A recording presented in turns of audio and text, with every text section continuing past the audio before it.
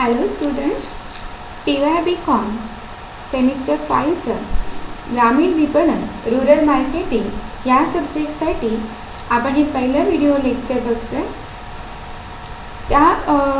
या सब्जेक्टची सुरुवात करताना, रुरल मार्केटिंग या सब्जेक्टची सुरुवात करताना आपण पहिल्यांदा मार्केटिंग म्हणजे काय, विपणन म्हणजे काय हे समजून घेऊया.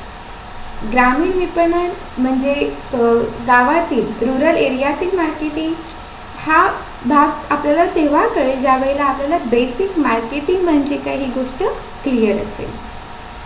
तर मार्केटिंग म्हणजे काय, विपणन म्हणजे काय, वस्तू व सेवा यांच्या उत्पादनापासून ते त्यांच्या उपभोगापर्यंत त्यांना प्रवाहित करण्याच्या उद्देशाने केला जाणाऱ्या भिन्न भिन्न परंतु एकीकृत व्यावसायिक क्रिया. वस्तू आणि सेवा उत्पादित होतात कंपनीमध्ये. जेव्हा त्यांचं प्रोडक्शन होतं, जेव्हा एखादी सेवा उत्पादित केली जाते आणि लास्टला त्याचा कोणतरी उपभोग घेतोय, कन्झ्युमरपर्यंत, ग्राहकापर्यंत पोहोचेपर्यंत त्याच्यामध्ये जेवढ्या काही भिन्न भिन्न क्रिया येतात त्याला एकत्रितरित्या विपणन असे म्हणतात. आपण इन डिटेल बघूया विपणन या संकल्पनेचा अर्थ काय. विपणन या संकल्पनेचा अर्थ विपणन कार्याशी संबंधित घटकांना वेगवेगळ्या प्रकारे अभिप्रेत असतो. बघा, विपणन मार्केटिंग या संकल्पनेचा अर्थ त्या मार्केटिंग कन्सेप्टशी जेवढे घटक कन्सर्न आहेत, जेवढे घटक त्याच्याशी संबंधित आहेत त्यांच्या दृष्टीने विपणन हे वेगवेगळ्या प्रकारचे असते. ठीक आहे. आता एखादी वस्तू ही कंपनीमध्ये, कारखान्यामध्ये जेव्हा प्रोड्यूस होते, तिचं उत्पादन केलं जातं, ठीक आहे, आणि तिला एखादा ग्राहक विकत घेतो, की त्याची विक्री केल्यानंतर ग्राहकाच्या दृष्टीने वस्तूंची खरेदी करणे म्हणजे विपणन होय. तर त्या वस्तूंची कारखानदार जो त्या वस्तूंची उत्पादन करत असतो त्यांच्या दृष्टीने विपणन म्हणजे वस्तूंची विक्री करणे होय. त्या वस्तूची जी जाहिरात करत असतात, जाहिरातदार असतात, त्यांच्या दृष्टीने त्या वस्तूंची व सेवांची जाहिरात करणे म्हणजे विपणन होय. तर जे सप्लायर्स असतात, कारखान्यापासून उपभोक्त्यापर्यंत, कस्टमरपर्यंत ती वस्तू किंवा सेवा पोचवण्याचं काम जे सप्लायर, वाहतूकदार करत असतात त्यांच्या दृष्टीने विपणन किंवा मार्केटिंग म्हणजे वस्तू बाजारपेठेपर्यंत पोहोचविणे होय.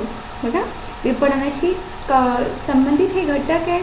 ग्राहक जे वस्तू विकत घेत असतात, वस्तू व सेवा विकत घेत असतात, कारखानदार व विक्रेते जे वस्तूचं प्रोडक्शन घेत असतात, वस्तू व सेवांचं प्रोडक्शन, उत्पादन घेत असतात, जाहिरातदार की जे त्या उत्पादित वस्तूंचं मार्केटिंग करत असतात, जाहिरात करत असतात, आणि वाहतूकदार तर त्या अशी लोकं की जी उत्पादित वस्तू फायनल चेनपर्यंत पोचवत असते. तर ह्या सगळ्यांच्या दृष्टीने विपणनाचा अर्थ वेगवेगळा आहे. प्रसिद्ध अमेरिकन विपणन तज्ज्ञ फिलिप कोटलर यांच्या मते विपणन ही विनिमय प्रक्रियांच्या माध्यमातून, विनिमय प्रक्रिया म्हणजे वस्तूंची देवाणघेवाण, विनिमय प्रक्रियांच्या माध्यमातून मानवी गरजा व आवश्यकता यांची पूर्तता करण्याच्या उद्देशाने केली जाणारी कृती होय. फिलिप कोटलर असे म्हणतात, विपणन मार्केटिंग म्हणजे काय, तर विनिमय प्रक्रियेच्या माध्यमातून कोणीतरी विनिमय प्रक्रियेच्या माध्यमातून म्हणजे कोणीतरी ती वस्तू उत्पादित करतोय तर कोणीतरी ती वस्तू विकत घेतोय, वस्तूंची देवाणघेवाण किंवा इथे आपण म्हणूया वस्तूंची खरेदी विक्री. तर याच्या माध्यमातून मानवी गरजा भागवण्याच्या दृष्टीने जी कृती केली जाते त्याला आपण विपणन असं म्हणतो. आता मार्केटिंगचे, विपणनाचे मेन लक्ष कोण असतं तर कस्टमर. विपणन कोणासाठी केलं जातं, कस्टमरसाठी केलं जातं, ग्राहकांसाठी केलं जातं. ग्राहक हे विपणन कार्याचे मुख्य लक्ष असते. त्यामुळे विपणनामध्ये, मार्केटिंगमध्ये ग्राहकांच्या गरजा कोणत्या आहेत ह्या पहिल्यांदा समजून घेतल्या जातात. त्यानुसार वस्तू व सेवा यांचा पुरवठा करून ग्राहकांना अपेक्षित समाधान मिळवून देणे. हे विपणनामध्ये येते. ओके. आता एखाद्या सिजनेबल गोष्टी असतील, उन्हामध्ये ज्या वेळेला लोकांना थंड पेयाची जास्त आवश्यकता असते, किंवा पावसामध्ये ज्या वेळेला बाजारामध्ये पावसापासून संरक्षण करण्यात येणाऱ्या छत्री, रेनकोट अशा गोष्टींची जेव्हा आवश्यकता असते, थंडीमध्ये ज्या वेळेला थंडीपासून संरक्षण करण्यात येणाऱ्या वस्तूंची आवश्यकता असते, तर त्यानुसार ग्राहकांना समाधान मिळवून देणाऱ्या वस्तूंची सेवा व पुरवठा केला जातो. हे विपणनामध्ये, मार्केटिंगमध्ये येते. तसेच जाहिरात तंत्राचा प्रभावी वापर करून नवीन गरजा निर्माण करणे ह्याला विपणन कार्यात महत्त्व असते. आता जाहिरात तंत्राचा प्रभावी वापर करून नवीन गरजा निर्माण करणे म्हणजे आपण जर थोडासा विचार केला तर आपल्यापेक्षा अगोदरची पिढी ह्यांच्या गरजांपेक्षा आपल्या गरजा थोड्याशा वाढलेल्या दिसून येतात. तर ह्या गरजा वाढण्याचं कारण काय, तर आपण एखादी गोष्ट आपण सतत मार्केटिंगच्या माध्यमातून बघत आलो आहे आणि आपल्याला वाटायला लागलं की नाही, ह्या गोष्टीची आपल्याला आवश्यकता आहे, म्हणजे आपल्याला नवीन गरज निर्माण केली गेली. ठीक आहे. तर विपणनामध्ये ह्याला महत्त्व असतं की नवीन गरजा निर्माण करा. जाहिरात तंत्राचा, ॲडव्हर्टायझिंगचा यूज करून नवीन गरजा निर्माण करायच्या असतात. त्या दृष्टीने व्यवसाय संघटनेची धोरणे, कार्यक्रम व व्यूहरचनेची आखणी करणे व सुयोग्य संघटनामार्फत त्याची अंमलबजावणी करणे याचा विपणन कार्यात समावेश होतो. व्यवसाय संघटनेची म्हणजे जी कंपनी असेल त्याने आपलं प्रोडक्ट मार्केटमध्ये आणण्याविषयी पहिल्यांदाच काहीतरी स्ट्रॅटर्जी, धोरणं आपले प्लॅनिंग केले पाहिजे व त्यानुसार सुयोग्य संघटनेमार्फत म्हणजे व्यवस्थित मॅनेजमेंट करून त्याची अंमलबजावणी करून त्यांनी आपली वस्तू मार्केटमध्ये आणून त्याचं मार्केटिंग केलं पाहिजे. तर विपणन ही प्रक्रिया, मार्केटिंग ही प्रक्रिया मेनली 3 प्रमुख टप्प्यांमध्ये पार पाडली जाते. 3 टप्पे अशा प्रकारे आहेत: एकत्रीकरण, असेंबलिंग, वितरण, डिस्ट्रीब्युशन आणि समानीकरण, इक्विलायझेशन. ठीक आहे. बघूया आपण एकत्रीकरणमध्ये म्हणजे काय. तर वस्तूंची मागणी ही विखुरलेली असते. कुठल्याही पर्टिक्युलर एखाद्या विशिष्ट ठिकाणावरून त्या वस्तूची संपूर्ण मागणी होईल असं होत नाही. वेगवेगळ्या ठिकाणावरून आपल्या देशभरातल्या किंवा जागतिक बाजारपेठेचा विचार केला तर वेगवेगळ्या मार्केटमधून, वेगवेगळ्या बाजारपेठेमधून, वेगवेगळ्या भागांमधून एखाद्या वस्तूसाठी किंवा एखाद्या सेवेसाठी वेगवेगळ्या प्रकारची मागणी येत असते. त्यासाठी कंपनी मोठ्या प्रमाणावर वस्तूंचे उत्पादन करत असते. आता समजा एखाद्या पर्टिक्युलर ठिकाणी, समजा रत्नागिरीमध्ये एखाद्या प्रोडक्टला, सपोज सोपला, लाईफबॉय सोपला समजा डेली 1000 नगांची मागणी आहे. त्यासाठी लाईफबॉय सोप प्रोड्यूस करणारी हिंदुस्तान युनिलिव्हर ही कंपनी, आपली कंपनी फक्त 1000 सोपसाठी रत्नागिरीमध्ये त्याचा प्लांट टाकणार नाही आहे. तर त्यांचा जो मेन प्लांट जिथून आहे तिथून रत्नागिरीमध्ये जितकी मागणी असेल, चिपळूणमध्ये जितकी मागणी असेल, घागरमध्ये जितकी मागणी असेल, अशा वेगवेगळ्या ठिकाणी, भागांमध्ये जशी मागणी असेल तसं उत्पादन ती पुरवत असते. ठीक आहे. तर एकत्रीकरण म्हणजे काय, वस्तूंचे उत्पादन मोठ्या प्रमाणावर होत असल्याने उत्पादन एका ठिकाणी तर त्याचा उपभोग अन्य ठिकाणी होत असतो. त्यामुळे उत्पादक व उपभोक्ते यांचा परस्परांशी असणारा संबंध हा भिन्न मध्यस्थांमार्फत अप्रत्यक्षपणे येत असतो. उत्पादित वस्तूंना एकत्र करून त्यांना बाजारपेठेत प्रवाहित करावे लागते. त्यासाठी एकाच व्यवस्थापनाखाली वा नियंत्रणाखाली त्या गोळा कराव्या लागतात. तसे करताना वस्तूंची खरेदी विक्री, त्यांची साठवणूक, त्यांची वाहतूक, त्यासाठी आवश्यक असणारा अर्थपुरवठा या सर्व कार्यात असणारी जोखीम स्वीकारावी लागते. वस्तूंची प्रतवारी ठरवावी लागते, इत्यादी कार्य करावी लागतात व त्याचा विपणन कार्यात समावेश होतो. ठीक आहे.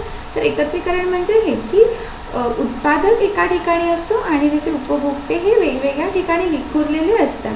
तर त्यांच्यापर्यंत ते उत्पादन पोचण्यासाठी आपल्याला मार्केटिंग स्ट्रॅटेजीमध्ये, विपणन स्ट्रॅटेजीमध्ये त्या वस्तूंची खरेदी विक्री करावी लागते, त्यांची वाहतूक, त्यांची साठवणूक करावी लागते, त्यासाठी अर्थपुरवठा असेल त्याची जोखीम स्वीकारावी लागते, वस्तूंची प्रतवारी करावी लागते. दुसरा टप्पा असा आहे विपणनाचा वितरण. तर वितरण म्हणजे ग्राहकांना हव्या असलेल्या वस्तू योग्य वेळी व योग्य ठिकाणी उपलब्ध करून देण्याचे कार्य म्हणजे वितरण होय. एकत्रीकरणाच्या कार्यात भिन्न भिन्न उत्पादकांच्या उत्पादित वस्तू केंद्रीय ठिकाणी आणल्या जातात. तर वितरण कार्याद्वारे त्या पुन्हा भिन्न ठिकाणी असणाऱ्या ग्राहकांपर्यंत प्रवाहित केल्या जातात. त्यात पुन्हा एकत्रीकरणाच्या अवस्थेप्रमाणेच वस्तूंचा क्रय विक्रय म्हणजे खरेदी विक्री, त्यांचे वाहतूक, साठवणूक, त्यांचे वर्गीकरण, प्रमाणीकरण, बांधणी इत्यादी कार्ये वितरकाला पार पाडावी लागतात. तिसरा टप्पा आहे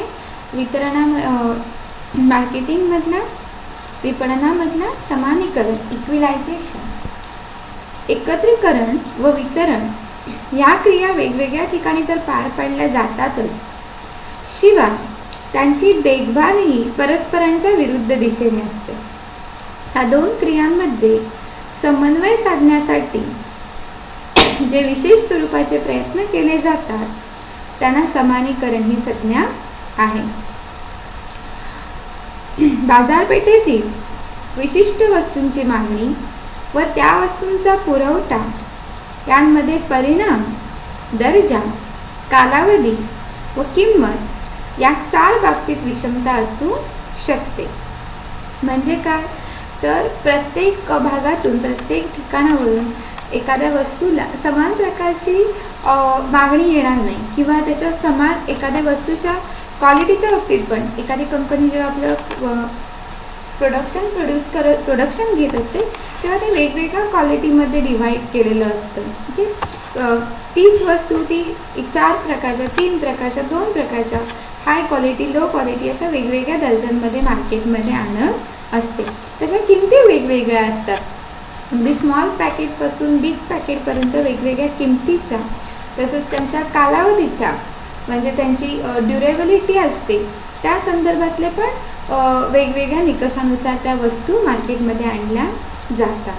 तर ह्या सगळ्यांमध्ये कुठल्या ग्राहकाला, कुठल्या भागातील ग्राहकाला कोणत्या प्रकारची, कोणत्या दर्जाची, कोणत्या किमतीची वस्तू पाहिजे ह्याच्यामधला दुवा, ह्या वितरणामधला व एकत्रीकरणामधला दुवा समानीकरणामध्ये पार पाडला जातो. तर हे 3 घटक आहेत की ज्याला विपणनामध्ये महत्त्वाचं स्थान आहे. तर आपण आता ओव्हरऑल विपणनाचे महत्त्व बघूया. शेती, उद्योग व सेवा सर्व क्षेत्रांमध्ये विपणनाचे महत्त्व असते.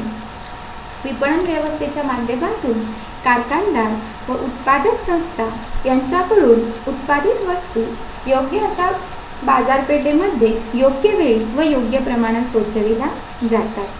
विपणन व्यवस्थेच्या माध्यमातून ग्राहकांच्या गरजांचे स्वरूप व परिणाम आणि उत्पादित वस्तूंचे स्वरूप व त्यांचे परिणाम यामध्ये सामंजस्य निर्माण करता येते. विपणन व्यवस्थेच्या कार्यक्षमतेवर विपणन परिव्यय, वस्तूंची बाजारातील किंमत आणि पर्यायाने ग्राहकांना मिळणारे समाधान अवलंबून असते.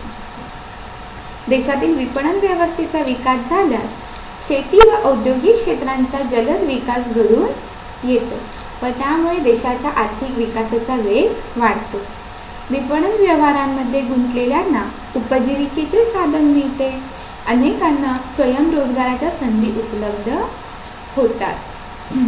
व्यवस्थापन तज्ज्ञ पीटर ड्रकर यांच्या मते विपणन व्यवस्थेमध्ये करण्यात आलेल्या गुंतवणुकीचे अर्थकारणावर दूरगामी परिणाम घडून येत असल्याने विपणन हे गुणकाची भूमिका पार पाडते. म्हणजे झालेल्या गुंतवणुकीचा अनेक पटीने लाभ मिळतो. विपणन व्यवस्थेचा विकास झाल्यास देशातील उत्पादक संसाधनांचा आणि उत्पादन क्षमतेचा पूर्ण वापर होतो. थोडक्यात विकसित व विकसनशील अशा दोन्ही स्तरावरील अर्थव्यवस्थेतील विकास प्रक्रियेतील विपणनाची भूमिका महत्त्वाची असते. हे आपण विपणनाचे किंवा मार्केटिंगचे काही इम्पॉर्टन्स बघितले. मार्केटिंग का महत्त्वाचे असते तर सर्व क्षेत्रांमध्ये, उद्योगधंद्यांमध्ये, शेती क्षेत्रांमध्ये, सेवा क्षेत्रांमध्ये विपणन महत्त्वाचे असते. तर जी कारखानदार ज्या उत्पादक संस्था आपलं वस्तू उत्पादित करतात त्यांना विपणन व्यवस्थेमुळे, मार्केटिंगमुळे आपल्या वस्तू बाजारपेठेमध्ये योग्य वेळी व योग्य प्रमाणात, योग्य वेळी म्हणजे त्याची मागणी असेल त्यावेळी आणि जितकी मागणी असेल, ज्या क्वांटिटीमध्ये मागणी असेल तेवढं प्रोडक्शन घेऊन व्यवस्थित पोचवता येतं. विपणन व्यवस्थेमुळे ग्राहकांच्या नेमक्या गरजा काय आहेत, त्याचं स्वरूप व त्याचा परिणाम आणि उत्पादकांनी ज्या वस्तू उत्पादित केल्या त्यांचं स्वरूप काय आहे ह्यांच्यामध्ये सामंजस्य निर्माण करता येतं. विपणन व्यवस्थेचा कार्यक्षमतेवर विपणन परिव्यय किंवा वस्तूंची बाजारातील किंमत आणि ग्राहकांना मिळणारे समाधान याच्यावर विपणन व्यवस्थेच्या कार्यक्षमतावर अवलंबून असते. देशातील विपणन व्यवस्थेचा, देशातील मार्केटिंग क्षेत्र, विपणन व्यवस्था जेवढी विकसित होते तेवढा देशाचा शेती व औद्योगिक क्षेत्राचा पण जलद गतीने विकास घडून येतो. कारण कोणत्याही औद्योगिक गोष्टी आहेत ह्या बेसिकली प्रायमरी सेक्टरवर म्हणजे ॲग्रिकल्चर, शेती क्षेत्रावरच अवलंबून आहेत. सो जेवढी वस्तूंची मार्केटिंग जास्त केली जाईल तशी औद्योगिक प्रगती जास्त केली होते आणि त्याचप्रमाणे रॉ मटेरियलला, शेतीमधल्या गोष्टींना पण मागणी वाढते, तर शेतीचा पण विकास घडून येतो व देशाचा आर्थिक विकास वाढतो. मार्केटिंगमुळे लोकांना रोजगाराच्या संधी उपलब्ध होतात. तर मार्केटिंगमुळे गुंतवणुकीवर काही आपण जसं की बघतो एक सेक्टर गुंतवणूकदारांचा पण एक मोठा सहभाग असतो देशाच्या अर्थव्यवस्थेमध्ये, अर्थव्यवस्था सुधारण्यामध्ये. तर विपणनामध्ये जसं मार्केटिंग सेक्टर हे डेव्हलप होत जाते तसं त्याच्यामध्ये त्या उद्योगधंद्यामध्ये गुंतवणूकदार आपली जास्त गुंतवणूक टाकतात, बाहेरच्या देशांमध्ये गुंतवणूकदार पण गुंतवणूक टाकतात, त्यामुळे आपल्या देशाचा विकास जास्त होतो. तसंच विपणन क्षेत्रामुळे, मार्केटिंग क्षेत्रामुळे उत्पादक संसाधनांचा आणि उत्पादन क्षमतेचा पूर्ण वापर होतो. म्हणजे आपल्याकडे खूप सारी मानवी संसाधने, आपल्याकडे खूप मनुष्यबळ आहे, पण आपल्याकडे जर उद्योगधंदे नाही आहेत, आपल्याकडे जर चांगल्या मार्केटिंग स्ट्रॅटेजीज नाही आहेत तर आपण त्याचा काहीच यूज करत नाही. आपल्याकडे बौद्धिक चांगलं टॅलेंट आहे, तर मार्केटिंगमुळे काय होतं, उद्योगधंदे वाढीस लागतात, उत्पादन क्षमता वाढते, त्यामुळे देशातल्या संसाधनांचा व्यवस्थित वापर होतो. अशा प्रकारे विपणनाची महत्त्वाची भूमिका आहे. थँक्यू.